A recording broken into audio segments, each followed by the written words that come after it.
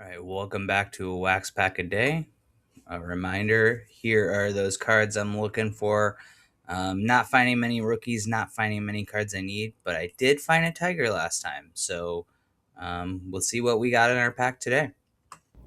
All right, continuing the Fleeries with the 1990 baseball cards. Fleer. Not having much luck finding what we need. So your quiz today, true or false, Toronto is in the most northern city in the American League. Seattle would be, right? False, Seattle. All right, we got a nice Blue Jays sticker there. All right, let's see if we can get what we need. Andrew McGaffigan, yeah. Greg Briley, Will Clark. A lot of interesting content on the internet about him. Jeff Robinson, another Tiger. Cool. Set that aside. So getting that team set. Team Belcher. And eventually I'm hoping this will turn into another set of 1990 Fleer. But we're going to go just for the Tigers first. Bob Melvin. Rafael Ramirez. There's the guy, Jose Canseco. I think there needs to be some apology for Jose Canseco. He's one of the steroid guys, maybe the most honest steroid guy. Carlton Fisk, Hall of Famer. Let's put him on the stage. Let's put Jose Canseco on the stage too. He deserves it. Alvaro Espinoza. Steve Lake. Rafael Palmeiro, not on the stage. Could have been a Hall of Famer. Maybe if he was honest about steroids like Jose. Dale Murphy. I believe Dale Murphy is a Hall of Famer. So pretty strong pack here, even though I can't set those guys up. Let's see what we got here. We got a Nolan Ryan and Mike Scott 300 strikeout club. That is a nice. I like that card. Do those guys like each other? I don't know.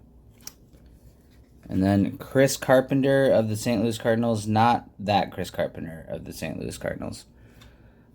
All right, so we got another Tiger. And we got some Hall of Famers back there. Some Hall of pretty good. Pretty decent pack, even though we're still not finding the stuff we're looking for. So we'll keep working. All right, continuing the Fleeries with the 1990. Yeah, so just not expecting to find those cards anytime soon. Got, I think, hundreds of packs to still go through. We are going to take a little break from 1990 Fleer at some point, but you'll see that when you see it. So yeah, here's the Tigers team set I have so far. And then I get to add Jeff M. Robinson, not to be confused with Jeff D. Robinson. So we have 1, 2, 3, 4, 5 of the 22 Tigers in this set so far.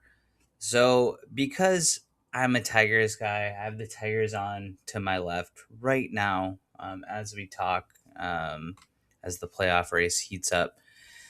So my pick of the day is Jeff M. Robinson. Again, this is not Jeff D. Robinson. If you look up 1990 Fleer, Jeff Robinson, you're going to get a guy on the Pirates and this guy. We're talking about this Tiger, that guy on the Pirates. Hopefully there's a Pirates fan out there just like me doing the same thing, so he gets a video too, but probably not going to happen on this channel because he's not a card I need. But yeah, so Jeff Robinson, he was a pretty average pitcher. I have that yellow year highlighted. So 1988, he actually led the league, and that would be his. That's his second year. I was going to say that's his official rookie year, but that's just not true. So 87 is his official rookie year. 88, he has a really solid year. 3.7 WAR, 13-6. Only 23 games started, 24 games overall, 6 complete games. I don't know how average that is, but his hits per 6.3 is the top in the league that year. So I couldn't find much information on this guy, honestly. I would say he was probably a pretty promising pitcher at that point. he had a pretty great year, and I'm sure they were looking forward to his future. And then the next year, 16 games started, just can't stay on the field. I assume that's injury caused. 0 WAR, so he's just an average guy. You can throw anyone out there.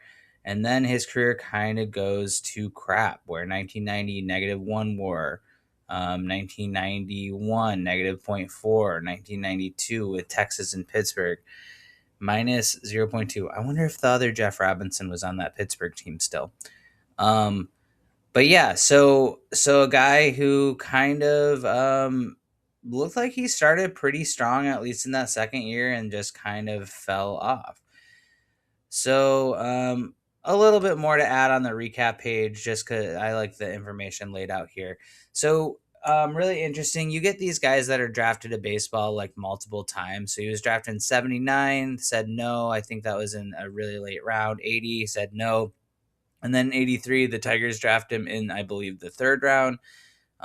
He signs, and he's got a year in Lakeland, Florida, which the Tigers still have an affiliate today. Birmingham, and then the Nashville Sounds. Oh yeah, let's go back. Let's check him out in the upper right here with that Nashville Sounds uniform. Those are tight. That's a nice uniform. They look a lot like the Texas Rangers uniforms from that era too, but man, maybe I'm exposing my patriotism on this channel, but red, white, and blue, baby, it looks good. It's a good combo, just like the back of these cards. So more to add. So he played 7 years with 4 teams. So the Tigers, the Pirates, the Rangers, and the Orioles is the one I'm forgetting. So he appeared in the playoffs once for the 87 Tigers, which were like a really good team, but they went down to the Twins in that series, like famously kind of the end of an era for the Tigers, like being playoff contenders every year from like the early 80s to the late 80s, if 87 is the late 80s, getting there.